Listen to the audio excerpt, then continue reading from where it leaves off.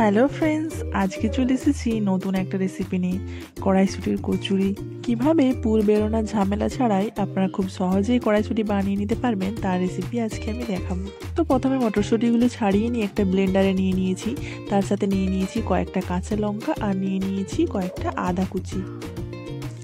তারপর তাতে দিয়ে দিয়েছি হাফ চামচ মতো চিনি ও অল্প স্বাদ মতো লবণ। এরপর ভালো করে সেটাকে পেস্ট করে নিতে হবে। এরপর কড়াইতে তেল গরম করে আমি দিয়ে দিয়েছি জিরা, মৌরি আর হাফ চামচ মতো হিং। এই সমস্ত কিছুকে ভালো করে ভেজে নিয়ে তার মধ্যে ওই যে বেটে রাখা পেস্টটা দিয়ে সেটাকে আরও ভালো করে ভেজে নিতে হবে। প্রায় 1 থেকে 2 মিনিট টাইম নিয়ে আমরা এই পেস্টটাকে ভেজে নেব। কড়াইয়ের গা থেকে ছেড়ে ছেড়ে আসলে ভাববেন যে পুরোটা রেডি হয়ে গেছে।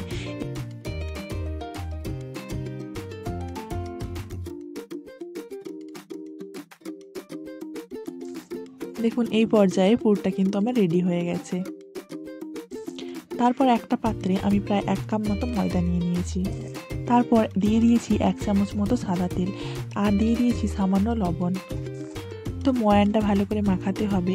যখন দেখবেন ময়দাটা এরকম মুঠো মুঠো হয়ে আসছে তখন ভাববেন যে রেডি হয়ে গেছে। এই পর্যায়ে আমি জল ফুটতে দিয়েছিলাম। কুসুম গরম জল দিয়ে আমি এই ময়দাটা মাখাবো। একটু গরম আছে সেই জন্য আমি একটা হাতার সাহায্যে ভালো করে নেড়ে নিচ্ছি। তারপর একটু ঠান্ডা হয়ে গেলে হাতে করে ভালো করে মাখিয়ে নিতে হবে। একটা নরম ডো বানিয়ে নেব।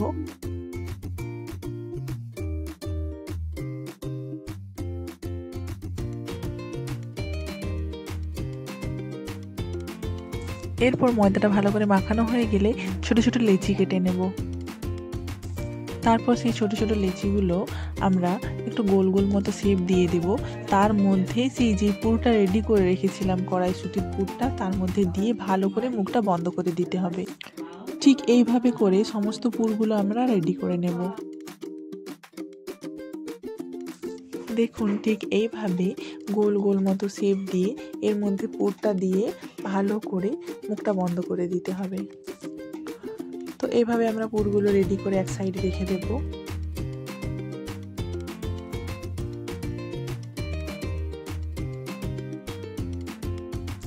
তো এইভাবে সমস্ত পুরগুলো বানিয়ে নিয়েছি। তারপর পুরগুলোকে একটা বেলনির সাহায্যে হালকা প্রেস দিয়ে দিয়ে ছোট ছোট লুচির আকারে বেলে নিতে হবে। তো আমরা একটু সাবধানে হালকা প্রেস দিয়ে দিয়ে এই পুরগুলো বেলে নেব যাতে কোনো পুর না বাইরে বেরিয়ে যায়। এরপর আমি একটা কড়াইতে তেল গরম করতে দিয়েছি।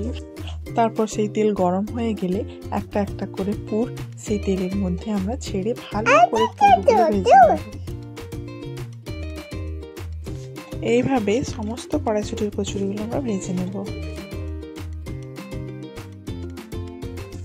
আপনারা অবশ্যই বাড়িতে বানিয়ে দেখবেন, খুব ভালো লাগে খেতে। আলুর দম বা ছোলার ডাল যে কোনো সবজির সাথে খেতে দারুণ লাগে।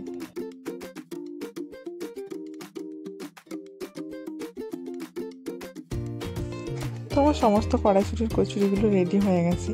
তো আমার এই ভিডিওটা যদি ভালো লেগে থাকে তাহলে অবশ্যই লাইক, কমেন্ট, শেয়ার করে পাশে থাকবেন আর চ্যানেলটি সাবস্ক্রাইব করে দেবেন।